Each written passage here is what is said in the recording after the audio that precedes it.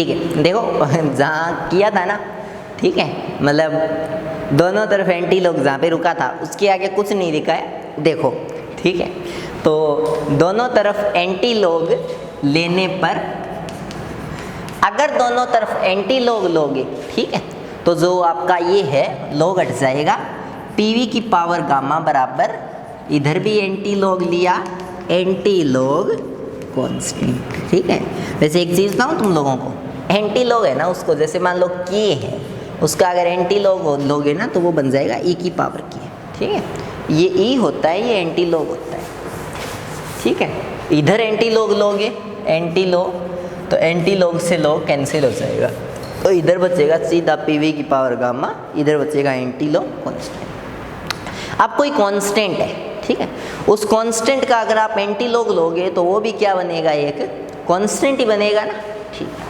अगर आप कोई कांस्टेंट है, मान लो कोई दो कांस्टेंट है, उसका अगर आप एंटी लॉग लोगे तो वो भी एक कांस्टेंट ही बनेगा, ठीक है। तो यानी पीवी की पावर गामा है वो कुल मिला के आपका क्या होता है, कांस्टेंट होता है। Clear? I hope it got clear, ठीक है। तो बस एग्ज़ाम के अंदर बस इतना ये पूछेंगे आपसे, ये पूछेंगे एग्ज़ाम के अंदर कि हमें ये बताओ कि आपका जो पीवी की पावर गामा है वो कांस्टेंट है या नहीं, ठीक है। मतलब एग्ज़ाम के अंदर या तो आपसे ये पूछ लेंगे कि प्रूव करो कि पीवी की पावर गामा है वो कांस्टेंट है, या आपसे एग्ज़ाम के अंदर ये पूछ लेंगे कि प्रूव करो, नहीं, एडियाबैटिक स्टेट इक्वेशन है उसको वो करो, ठीक है, प्रूव करके दिखाओ, या आपसे ये पूछ लेंगे कि जो आपका ये है पीवी की power gamma is equal to K, ये वाली चीज़ प्रूव करो। कर लोगे, कर लेना भी इसको अच्छे से, ठीक है। पूरा डेरिवेशन बार बार देखना, अच्छे से इसको करना, करके देखना, आपको ये पूरा क्लियर हो जाएगा अच्छे तरीके से, ठीक है। चलो अब देखते हैं आगे।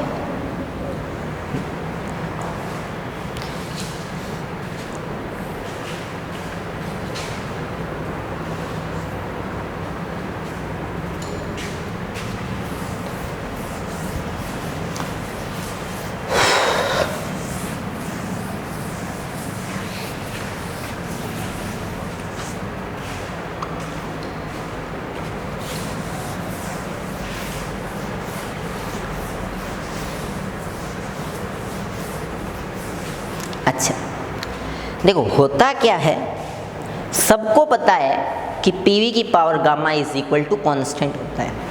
एक बार S7 में क्वेश्चन आया कि प्रूव करो टीवी की power gamma -1 is equal to constant, ठीक है।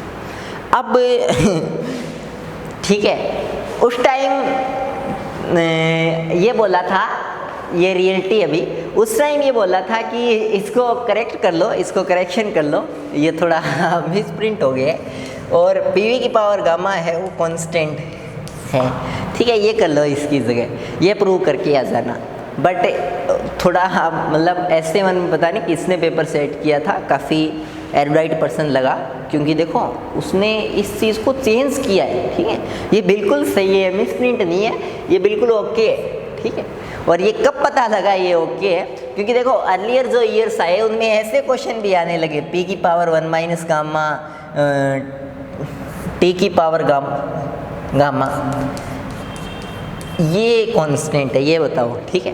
तो फिर थोड़ा सा लगा कि नहीं, ठीक है, ये इतना नहीं है, मतलब ये रियल है, ठीक है, मतलब ये कोई करेक्शन नहीं है। तो आपको ये तीनों प्रूव करने आने चाहिए, ठीक है।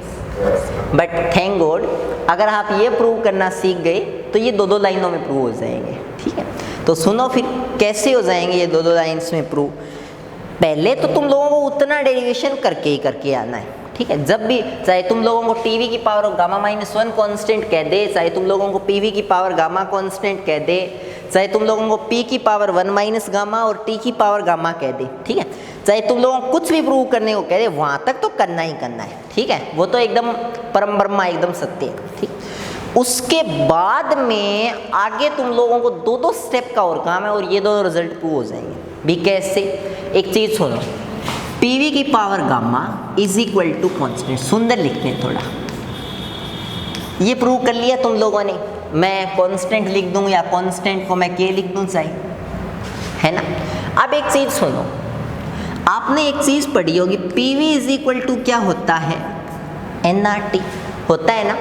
आप एक काम करो, पी की जगह वैल्यू रख दो एनआरटी बटे वी, क्लियर।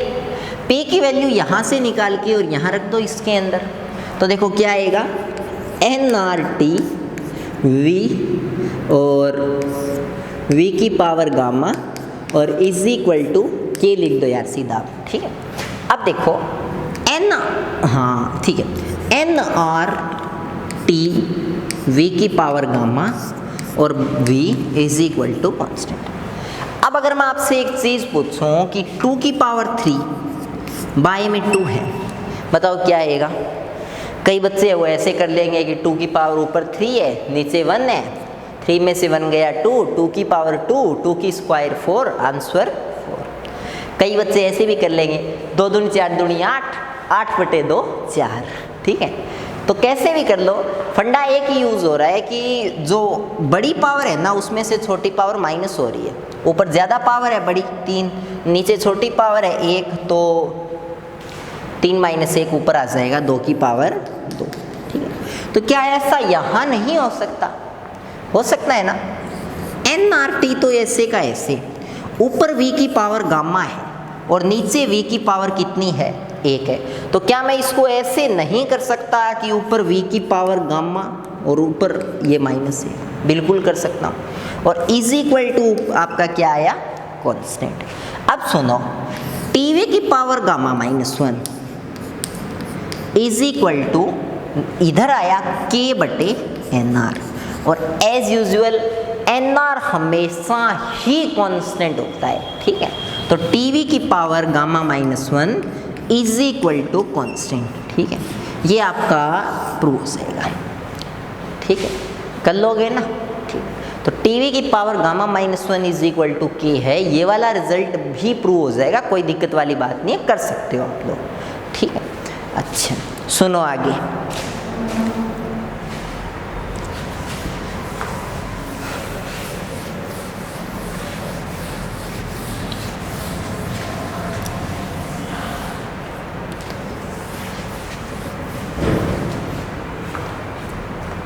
नेक्स्ट अगर बात करें, हाँ एक रिजल्ट और था ना, वो कौन सा था, P की पावर 1 माइनस गामा, T की पावर पता नहीं क्या, ऐसा एक रिजल्ट था। मैं नहीं लिखूंगा T की पावर गामा, मुझे ढंग से याद नहीं है, ठीक है। जो भी आएगा वो अपन देख लेंगे, वो वाला रिजल्ट मैं आपको और प्रूव करवाता हूँ, ठीक है।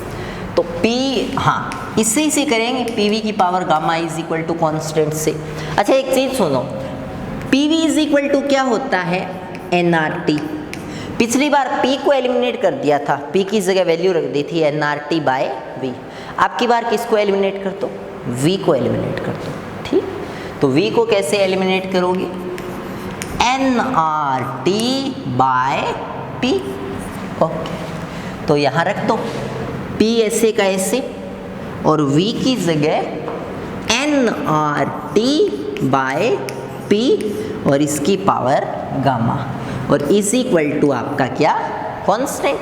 अच्छा P ऐसे का ऐसे, इसको तोड़ो, n की पावर गामा, r की पावर गामा, t की पावर गामा, t की पावर गामा, ठीक है। ऊपर P की पावर 1 है, नीचे P की पावर गामा है, P की पावर रिजल्टेंट क्या बन जाएगी, 1 माइनस गामा, और T की पावर गामा। अरे वाह, बिल्कुल सही याद था मुझे, ठीक है।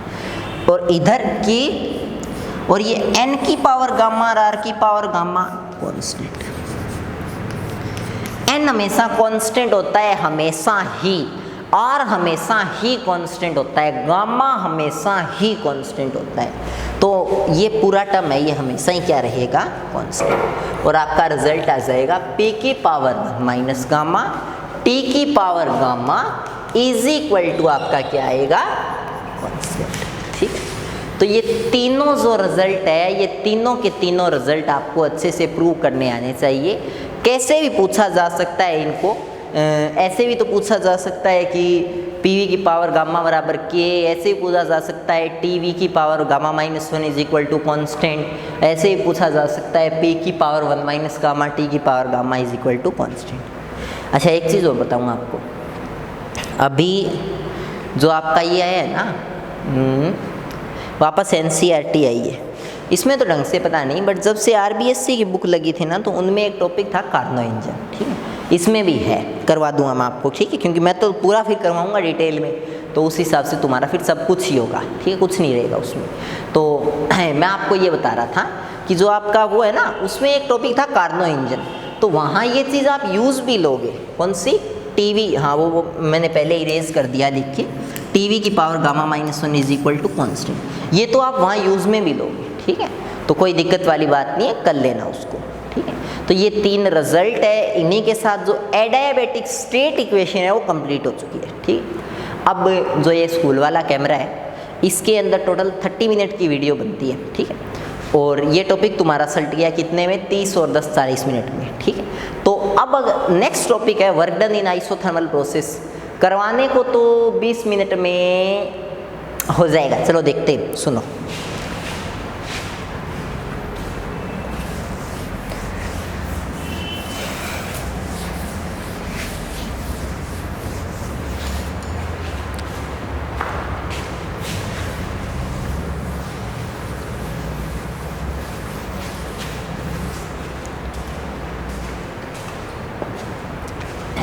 देखो नेक्स्ट है work done in an adiabatic process, clear. हाँ थोड़ा सा फास्ट चलते हैं, ठीक है। एक चीज़ बताओ मेरे को, इतने दिनों तक हमने वर्क डन निकाला था, सीधा लिखा था सबसे पहले कि वर्क डन कभी भी निकालो सबसे पहले एक फॉर्मूला लगेगा W is equal to integration V1 से V2 P dV, ठीक है। हाँ अब सुनो, अगर मैं इसकी बात करूं, ये फॉर्मूला लगेगा सबसे पहले। अच्छा अब आप एक चीज़ बताओ मेरे को, PV की power gamma is equal to क्या होता है, कांस्टेंट, तो P की वैल्यू यहाँ से निकाल के रख दो K बटे V की पावर गामा, ठीक। इसके अंदर पुट करो W is equal to integration V1 से V2 K बटे V की पावर गामा dV, क्लियर, ठीक। अब सुनो मेरी बात, इसके अंदर अगर देखो K तो बाहर आ जाएगा, कांस्टेंट है, V की पावर नीचे गामा है, ऊपर आके क्या हो जाएगी V की पावर माइनस गामा dV। और अगर मैं आपसे पूछ लूं कि ये बताओ x की पावर माइनस एन dn, इसका इंटीग्रेशन क्या होगा, तो आप पक्का बोलोगे कि इसका होगा सर x की पावर -1 + 1 बटे -1, है ना, ठीक है। तो यहाँ से जो W है वो कितना आएगा, K तो ऐसे का ऐसे, इसको अगर इंटीग्रेट करोगे तो V की पावर माइनस गामा प्लस 1, हाँ बटे में माइनस गामा प्लस 1, और लिमिट मत भूलना, लिमिट कहाँ से कहाँ तक, V1 से V2 तक, ठीक है।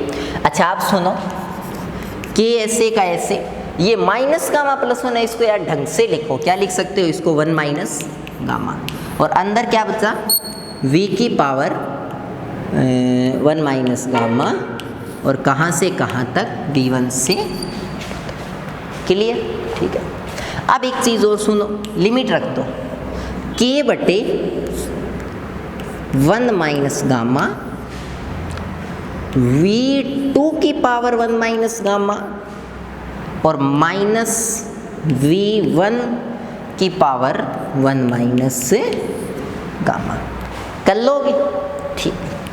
W is equal to K को अंदर मल्टीप्लाई करवा दो, K V2 की power 1 minus gamma minus K V1 की पावर 1 माइनस गामा और बटे में 1/1 माइनस गामा, ठीक है। अच्छा सुनो आगे, W is equal to 1/1 minus gamma. हाँ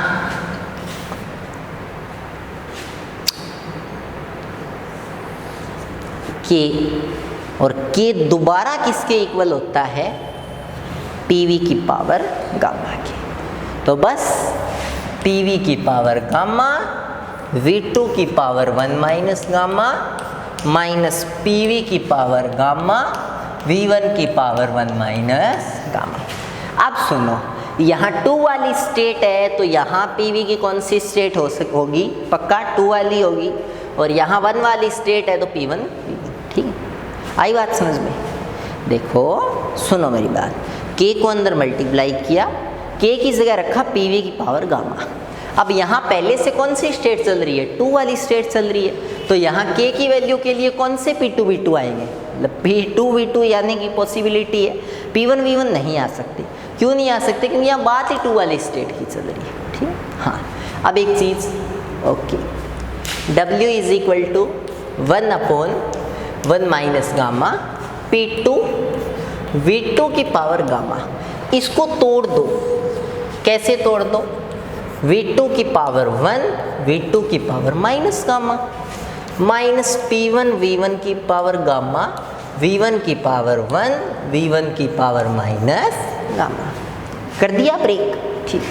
अब सुनो मेरी बात, V2 की पावर गामा V2 की पावर माइनस गामा। एक चीज़ बताओ, 2 की पावर 2 गुणा 2 की पावर माइनस 2 कितना होगा? 1 होगा, ध्यान रखना। ठीक है।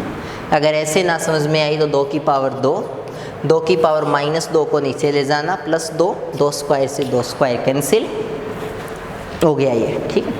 तो काट देना है इससे। ठीक है। हाँ, और ऐसे ही V1 की पावर गामा V1 की पावर माइनस गामा।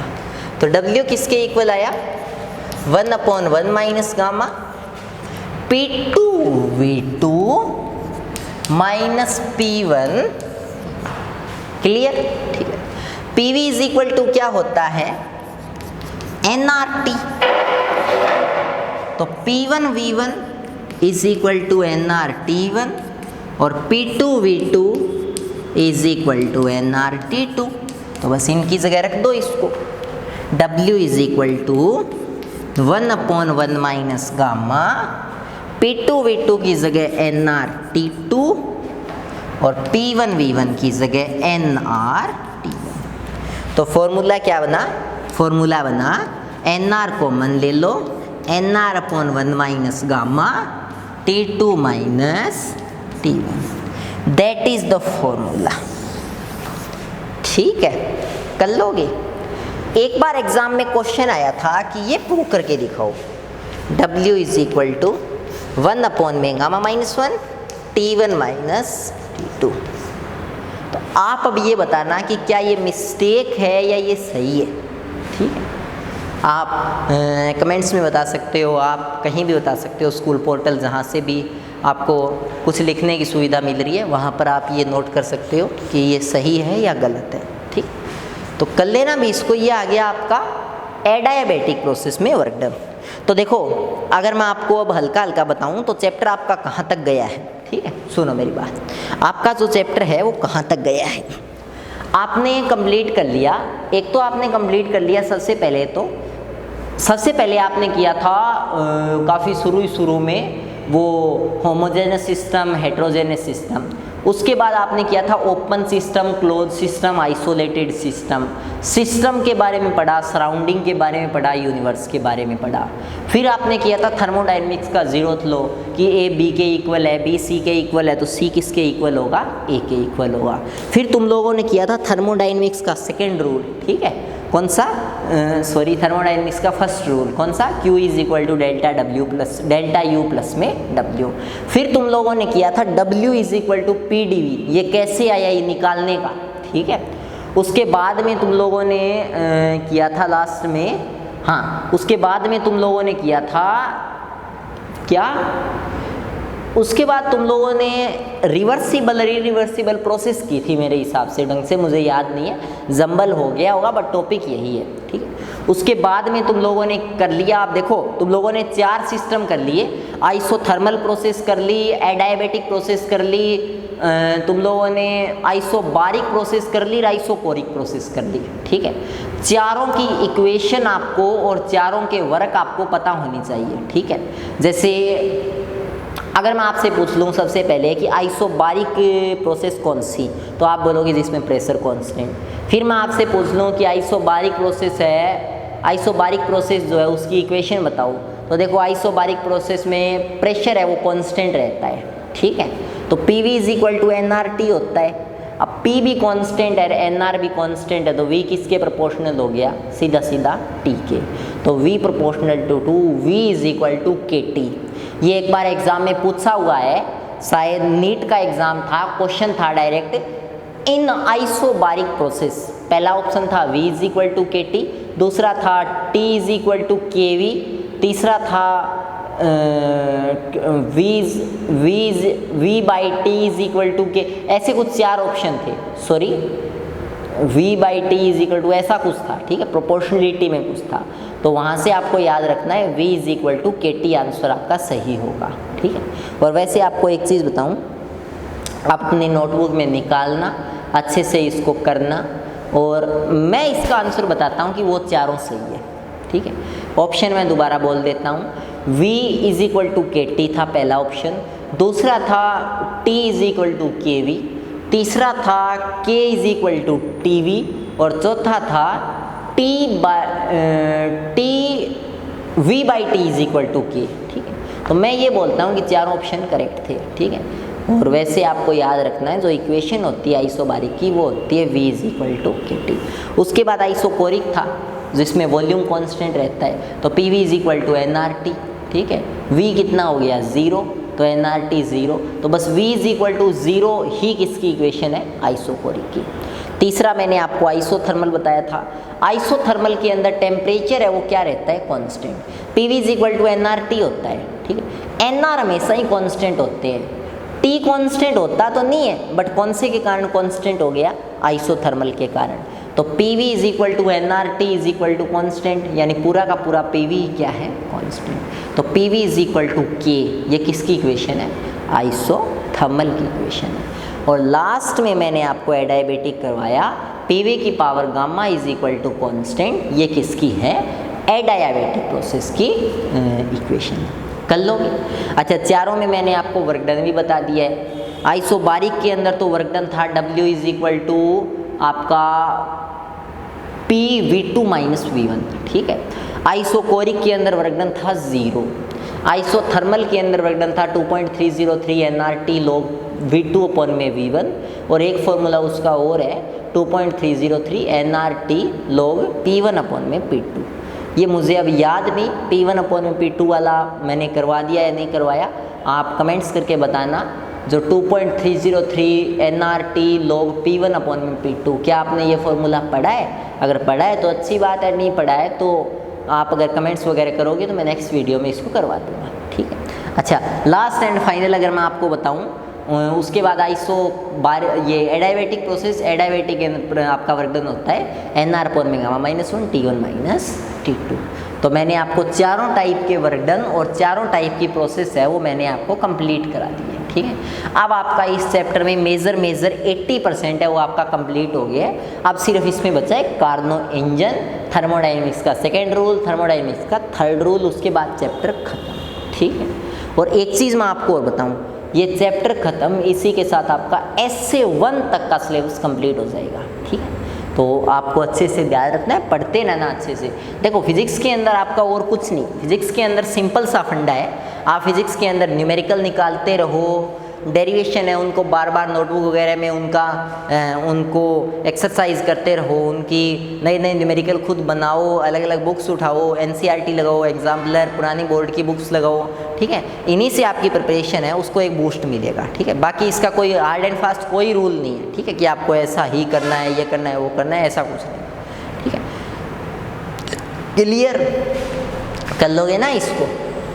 ओके, और इसके अंदर कुछ रह गया क्या, कुछ बताने लायक? कुछ बताने लायक वैसे रहा तो नहीं, बट चलो मैं फिर भी आपसे कुछ बताने लायक पूछ लेता हूँ। एक बार तो बोर्ड इरेज करते हैं, उसके बाद मैं आपसे पूछता हूँ।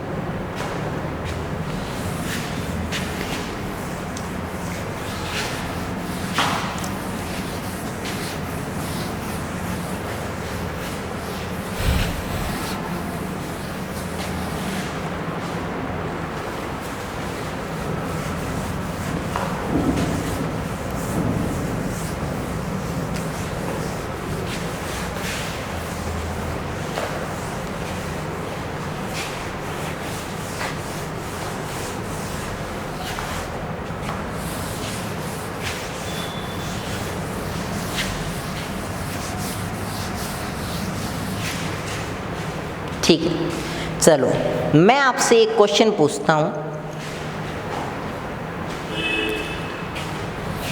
सीपी बड़ा होता है सीवी से, सीवी बड़ा होता है सीपी से, सीपी और सीवी हमेशा बराबर होते हैं, या जो कुछ भी होता है वो होता है अकॉर्डिंग टू सिचुएशन। ठीक है, मतलब कभी सीवी बड़ा हो जाए, कभी सीपी बड़ा हो जाए, क्या चक्कर है। ठीक है, ये आप मुझे बताओ, इसका आंसर आपको करना है। ठीक है, अपने माइंड में आंसर सोचो, उसके बाद मेरे आंसर से उसको मैच करना। क्या आपका लॉजिक सही था, क्या आपने सही सीखा, उस पर बात करते हैं। ठीक है, देखो इसको आप दो तरीके से सीख सकते हो। एक तो आप दोनों का फॉर्मूला को गौर करो।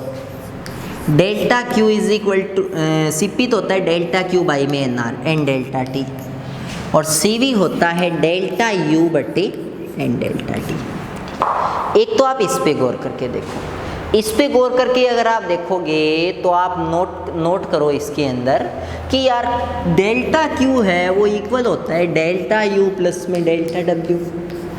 देखो एन डेल्टा टी इसी में है, एन डेल्टा टी इसमें है, तो एन डेल्टा टी तो ये बताएगा नहीं कि कौन सा बड़ा है। ठीक है, बड़ा कौन है ये बताएगा डेल्टा क्यू और डेल्टा यू। ठीक, अब देखो ये डेल्टा यू है, इसमें कुछ ना कुछ ऐड किया तभी तो क्या बना, डेल्टा क्यू बनाना। ठीक है, अब मान लो डेल्टा यू 3 है और वर्क है वो कुछ ना कुछ तो होगा ही, मान लो 0.000 कुछ भी छोटे से छोटा है, तो भी डेल्टा क्यू है वो 3.00 है। डायरेक्टली देख लो कौन बड़ा है, यानी डेल्टा यू में कुछ जोड़ेंगे तो डेल्टा क्यू तो अपने आप ही बड़ा हो गया। तो इसका मतलब कौन सा बड़ा है, ये बड़ा है। ठीक, ये छोटा है। क्लियर, तो आपका ये रिजल्ट सही होगा फिर।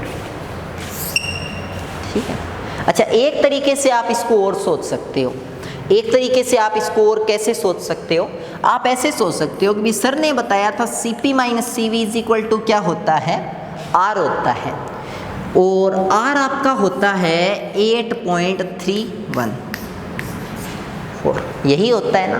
तो आप ये सोचो कि देखो इसमें से ये घटा रहे हैं तो एक पॉजिटिव नंबर आ रहा है।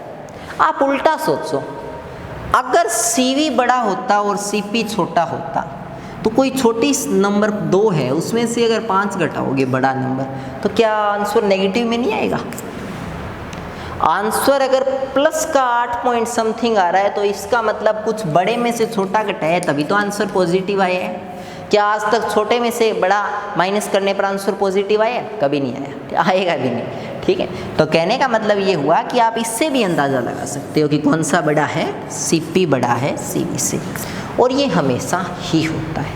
ठीक है, और एक चीज़ भी है, ठीक है, इसमें आप एक चीज़ ये भी तो देखो ना कि CV तो क्या होता है, CV तो होता है किसी बॉडी का टेम्परेचर 1 डिग्री सेंटीग्रेड बढ़ाने के लिए रिक्वायर्ड एनर्जी अगर उसका वॉल्यूम कांस्टेंट हो। ठीक है, और दूसरा CP होता है जब वॉल्यूम कांस्टेंट ना हो।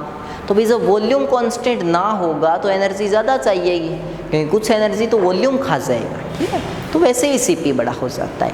तो आप किसी भी तरीके से देख सकते हो कि CP और CV में से कौन सा बड़ा है कौन सा छोटा है, it is up to you. बाकी मैंने बता दिया। ठीक है, ये क्वेश्चन एक आधी बार आया हुआ है, बहुत क्वेश्चन है ऐसे एग्ज़ाम में आने वाले, अगर मैं आपको करवाऊँ तो। ठीक है, कई तो बड़े वाले हैं, कई छोटे वाले, कभी एक आधा सेशन लगाएंगे तो मैं आपको बताऊंगा। चलो अभी इसको इतना ही करते हैं, कल बस कर लेना आप ये, ठीक है। ये इरेज कर देते हैं, बाकी देखता हूँ मैं एक क्वेश्चन आपको घर से देता हूँ, अगर हो तो सोच के बताता हूँ।